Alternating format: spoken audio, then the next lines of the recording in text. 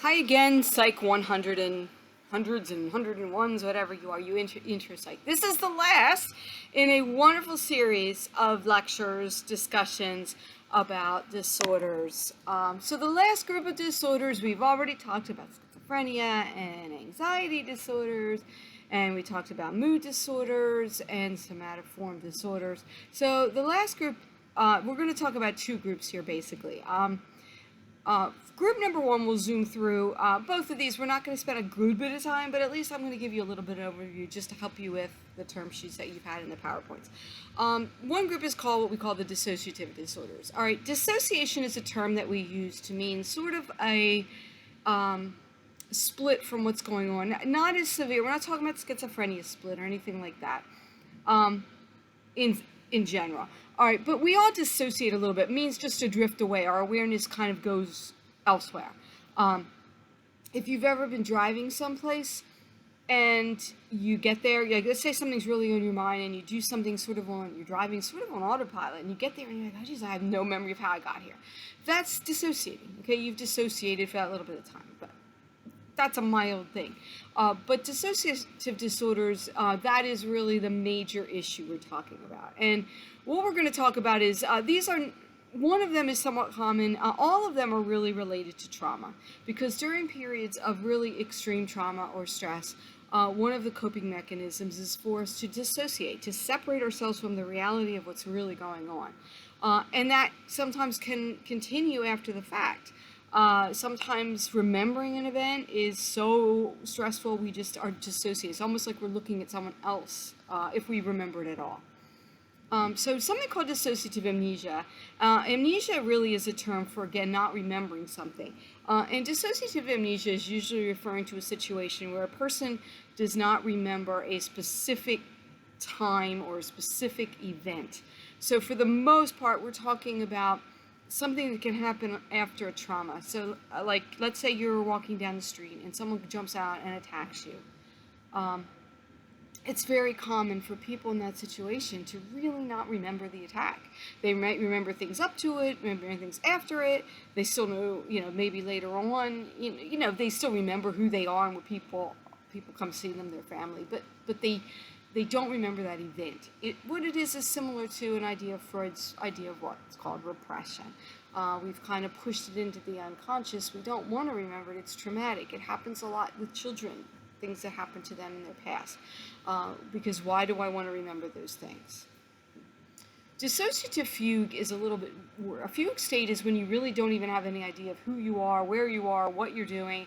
You hear about these weird stories about someone may get off a bus in another city and never, dear John Doe, they don't know who they are, where they came from. Now again, that could be schizophrenia also, or if somebody's also out of touch with reality all the time.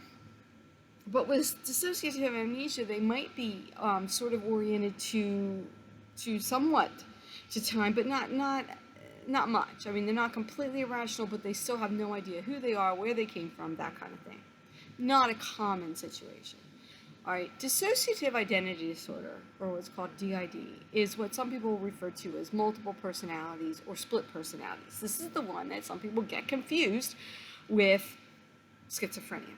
Not schizophrenia. This is a completely different thing. And what happens here, the general idea here, what professionals believe is what's happening is almost always people that have DID, it was diagnosed eventually, but started out during their childhood that was traumatic. So let's say you're a child and you are constantly being abused. So as your personality is starting to form, all right, most of us, we have aspects of our personality, but we still know them, they're part of us. Okay, I have the more aggressive part of me, or I have the nice, nurturing part. But as a child who's not quite all there yet, personality-wise, they're not quite formed, those personality traits almost become personalities unto themselves. And as an adult, they might have several distinct personalities. Sometimes, they're aware of them, sometimes they're not. A lot of those shows that you see when they're having people that have this and they split back and forth, they're a little bit exaggerated. But sometimes it can be like that. The problem with DID is it is a very, very controversial diagnosis.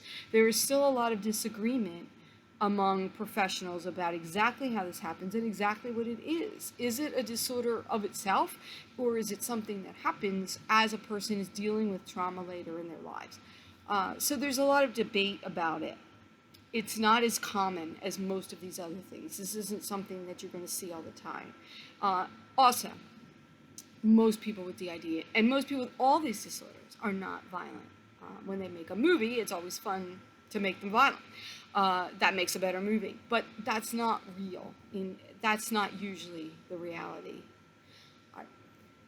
The other group of disorders that, now everything we've talked to, those and all the ones we've done so far, are more or less acute disorders. All right, not acute like a cute little puppy. Acute, meaning that they're episodes. Most of them don't really start to emerge till later, sometimes in childhood, but usually it's a little bit later. But they may have episodes of normal behavior in between. All right. That's very, very different from this other group we're going to talk about called the personality disorders. And this is a group that there was debate about even including them in the most recent edition of DSM, but they're still there. So that's why I wanted to mention. I know I have a term sheet for you about it. And you can certainly look up, we're not going to spend a huge amount of time, but I want to mention them because there's a few of these that we do hear about a lot. Personality disorders are different. They're just what they say. These are long-standing maladaptive ways of dealing with your world, dealing with people. And that's where the big problem is. They're maladaptive ways of interacting that basically interfere with your relationships and basically prevent a person from forming healthy relationships throughout their life. They start early on, and they really are this person's personality. They're not an episode. They are part of who they are. They are often diagnosed as a secondary thing. A person may have another issue. Maybe they've coming off a suicide attempt or something like that. But then in the course of therapy, it turns out that this person has had a long history of negative behavior patterns that have prevented them, from having a healthy relationships, healthy life. All right, so we're not going to, again, get into all of them, but I just want to mention a few that we hear about, I think, most commonly. One of them would be something called a histrionic personality. This is a person, for lack of a better term, is like the drama queen. But again, we're not just talking about normal moodiness or someone who's a little bit over the top. This is way over the top. This is a person, again, not as severe as someone who is bipolar, but just everything is big or little. They're never like on an even keel. They're just always upset or they're happy. Everything is bigger to them than maybe it should be. And that can get in the way. It gets annoying to people. Narcissists, a narcissistic personality disorder, is someone who's all about themselves. They have trouble, not that they can't. We'll talk about antisocial in a second. It's not so much that a narcissist can't think about how it appears to other people, or they just don't care. They don't feel like it, all right? Narcissists are really just have trouble focusing on anyone but themselves. All right, paranoid personality disorder. This is a situation where we're not talking about completely whacked out paranoia about aliens or someone coming to get me. It's just this, every time someone's talking over here, they're talking about me. And this is constant to the point where it prevents you from, again, interacting in a healthy way with people. And another one is borderline. Borderline personality disorder is one that often tends to be more common with women, often happens with women who've had a long-standing history of abuse in their childhood. And so, and again, that's not all the time, but that often is the pattern. And so the thinking here is people with borderline tend to have problems forming close relationships. And because they are afraid of being abandoned, maybe because in the past that's happened, now they like cling to people in a very overly obsessive way. And so it often manifests as a person who is overly flirtatious, maybe overly sexual, because maybe that's the only way they know how to keep a person with them, or at least that's what they think. And then when things don't go well, they tend to self-harm or threaten self-harm. And so those are two of the hallmark signs of this borderline. And it really, the thought is it comes from a fear of abandonment, because maybe as a child they were abused by someone that hurt them badly, but also someone they're supposed to trust. And so it's made this approach avoidance kind of personality. The last one I want to talk about is what today is called antisocial personality disorder. This is the one that in general is similar to what we might call someone who's a sociopath or a psychopath. All right, this is someone who, antisocial sounds mild. All right, it sounds like, oh, I just don't feel like going out today. We're not talking about an introvert. Okay, we're talking about people who basically antisocial, don't like people. They don't like them, they don't want to be around them, they have no interest in them, they have no sense of empathy or conscience, they enjoy hurting people or animals, and they don't have any sense of remorse about it. All right, they are not out of touch with reality. They know exactly what they're doing. They just don't care. All right. So that brings us to the last point that I want to talk about when we deal with disorders here, which is this, the term insanity and what that means. All right, the term insanity is more of a legal term. And you hear it a lot when someone has committed a crime, and the question is, are they not guilty by reason of insanity? What do we mean by that?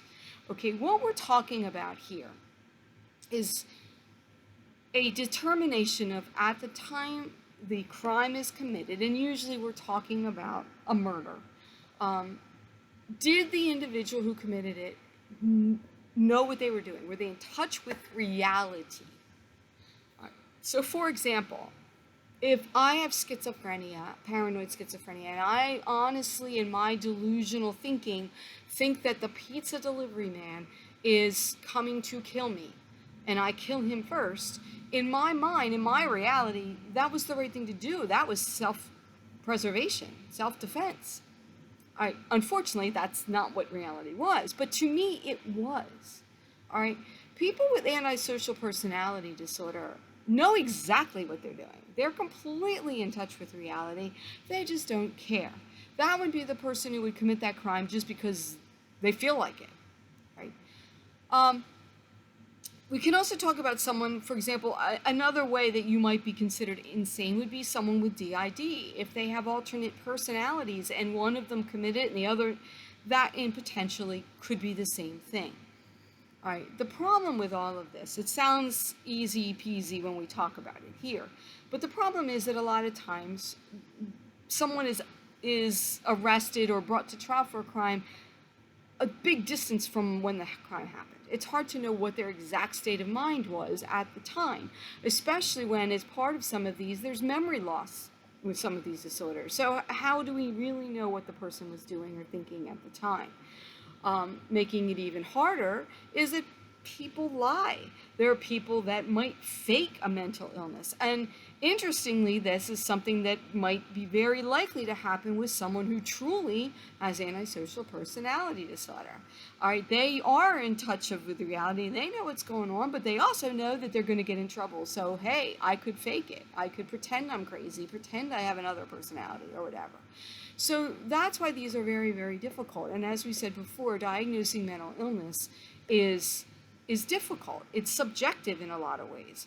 And you can have different professionals looking at these people very differently, seeing different things, and people are not in the same state all the time.